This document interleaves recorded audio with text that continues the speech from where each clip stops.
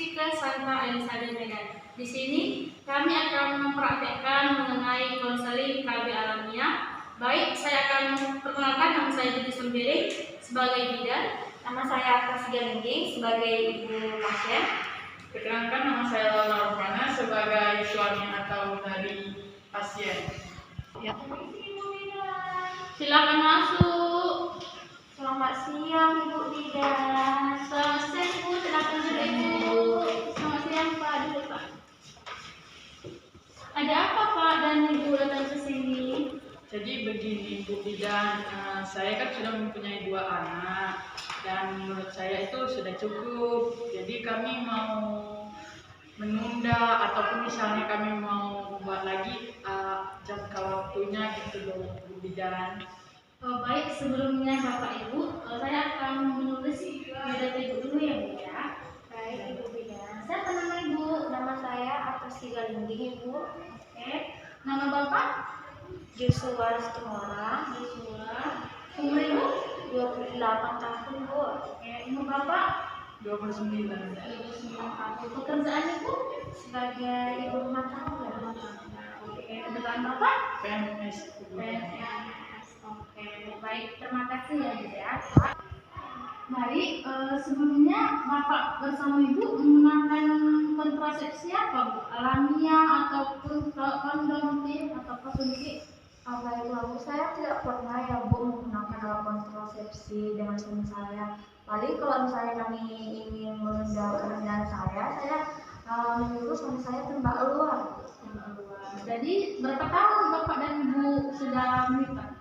Ada pulang paling masih 5 tahun Bu. 5 tahun. Oke. Baik, di sini saya akan menjelaskan tentang konsep KBL-nya ya, karena Ibu belum pernah menggunakan KB suntikan untuk pilkan.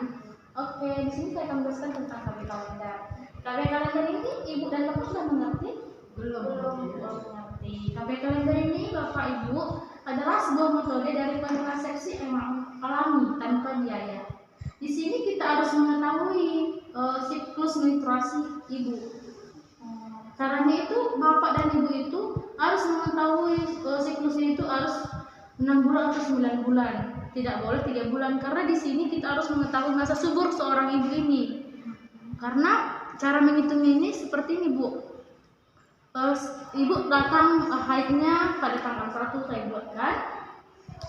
Baru penghabisannya nanti begitu tanggal 3. Jadi siklusnya itu kita hitunglah dari pertama datang menstruasi ibu ini, kita naikkanlah di kalender tanggal 1, baru kita tambah 12. Kalau memang menstruasi ibu itu lancar kan datang setiap bulan. Kalau tidak lancar jangan menggunakan KB kalender ya Ibu ya. Baik, di sini ada juga cara agar berhasil menggunakan metode kalender ini Bu. Yaitu Ibu harus sama Bapak itu mengetahui menstruasi Ibu kapan saja. Dan harus mengetahui benar-benar tanda-tanda ovulasi. Dan harus Ibu selalu menanda di kalender. Kalau misalnya Ibu lupa sekarang menstruasi Ibu datang, besok langsung ditulis saja ya. Bapak juga harus mengingatkan si Ibu. Selalu ingat tanggal ketika masa subur Ibu. Jangan pernah lupa. Berarti Bapak dan Ibu itu setiap datang menstruasi Ibu haruslah mengetahuinya ya. Adapun keuntungannya itu dari segi ekonomi, KB kalender ini dilakukan secara alami tanpa ada biaya. Yang kedua itu dari segi kesehatan. Pastinya dijamin sehat karena ini tidak ada efek sampingnya karena ini alami. Kalau dari segi psikologis ini, sistem kalender ini tidak mengurangi kenikmatan hubungan itu sendiri seperti bila memakai kondom. Misalnya, meski tentu saja dan di lain pihak dituntut kontrol diri dari pasangan untuk tetap berpantang selama masa subur. Baik, yang kedua itu ada metode jenis KB metode suhu basah. Ibu sudah mengerti apa itu metode suhu basah? Belum Bapak? Belum juga. Di sini sebelum melakukan hubungan, Ibu dan Bapak itu harus mengukur suhu. Di pagi hari tidak boleh, di sore hari tidak boleh. Hanya bisa di pagi hari. Itu pun tidak boleh jam 7 jam 8 itu harus tepat waktu. Misalnya kalau sekarang ibu cek jam 7, besoknya jam 7. Suhu yang normal itu untuk melakukan hubungan seksual itu 35 sampai 36,5 derajat Celcius, karena dimana setelah ada nafsu kita. Karena kalau sudah melebihi dari situ, nafsu seorang ibu dan seorang suami tidak ada lagi, tidak bergairah. Itulah dia kalau menggunakan suhu basal. Dimanapun ada faktor-faktor yang mempengaruhi suhu basal ini, Bapak Ibu, influenza atau infeksi traktus rectus lainnya, ada juga inflamasi lokal lidah, mulut ataupun daerah anus. Dan metode ada juga pun pemakaiannya ini harus ketahui gitu, masa subuhnya itu harus ketahui juga ya. Dimana kalau metode suhu basal ini sebelum melakukan itu ibu harus istirahat yang sepenuhnya. Misalnya kan ibu istirahat 3 jam itu tidak boleh Bu, harus minimal itu 5 jam untuk mencegah influenza ataupun penyakit agar sehat ibu dan bapak. Baik, keuntungan di metode suhu basal ini aman, murah tanpa biaya, dapat diterima oleh banyak golongan agama, mengajarkan wanita kadang-kadang suaminya perihal siklus haid. Yang ketiga, tanggung jawab berdua dengan menambah komunikasi. Jadi harus sama-sama bapak dan ibu harus ada komunikasi yang baik melakukan metode suhu basal ini. Kerugiannya itu bapak ibu kurang begitu efektif, perlu instruksi dan konseling sebelum memakai metode ini, memerlukan catatan siklus haid yang cukup, tidak boleh hanya bermain aja di nomor harus menulis kapan menstruasinya yang tepat gitu. Lalu bila terjadi gangguan ada risiko bahaya ovum. Makanya ibu harus konseling dulu kan. Kalau di sini saya bapak dan ibu boleh ke tempat lain untuk konseling tentang hal ini. Baik, yang ketiga itu ada juga metode lenderfix. Bapak ibu mengerti? Betul. Belum. Di sini adalah perubahan siklus dan lenderfix yang pertama karena perubahan sebagainya, di mana kita mengetahui itu pada lender kita. Kan setelah kita menstruasi ada keputihan-keputihan. Apakah ibu pernah melihatnya? Pernah. Yang warna apa ibu pernah lihat? Putih, kental, bu, terus kuning. Kental. Itu berapa lama ibu itu bu? Biasanya kalau misalnya saya sebelum haid dan sesudah haid, pasti bu putih kental itu selalu terjadi bu. Jadi dimana saya akan berselanjutnya ya.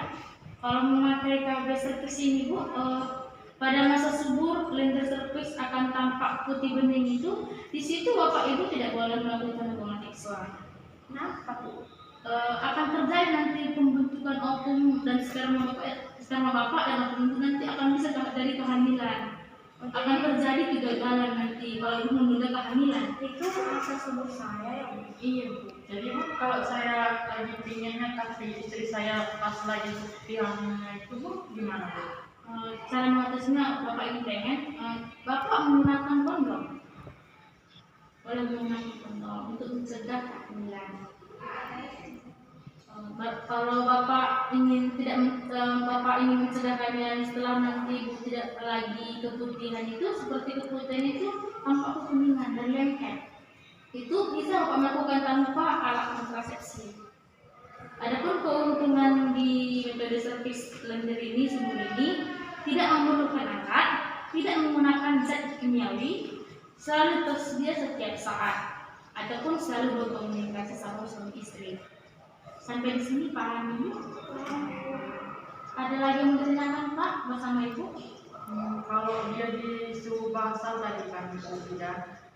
Misalnya pagi-pagi saya ingin melakukannya, tapi istri saya normal. Apakah itu bisa Pak? Ibu bidan? Normal gimana Pak? Misalnya dia suhunya normal gitu, Bu bidan. Tetapi gini loh Bu bidan, suhunya itu kan normal 35-36. Kemudian saya menginginkannya, apakah bisa dilakukan?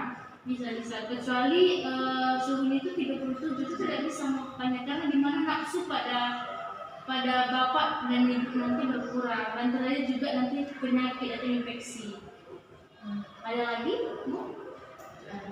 Tidak lagi. Jadi Pak Ibu memilih apa ini, Bu? Melakukan metode alami ini? Metode tembak luar saja lalu tidak. Mikir-mikir Bu, nanti kalau misalnya kami sudah di rumah bisa kami coba semuanya, dan lebih jalannya ya Bu ya. Tapi kalau Ibu lupa, jangan menggunakan KP kalender ya, Bu ya. Karena KP kalender ini agak rumit dan 60% banyak kegagalan di KP kalender. Jadi sudah mengerti Bapak dan Ibu? Sudah. Baiklah Bapak Ibu, terima kasih atas kunjungannya ke sini ya. Ya Bu, sama-sama Bu. Permisi ya Bu. Sekianlah dari hasil video kami ucapkan terima kasih.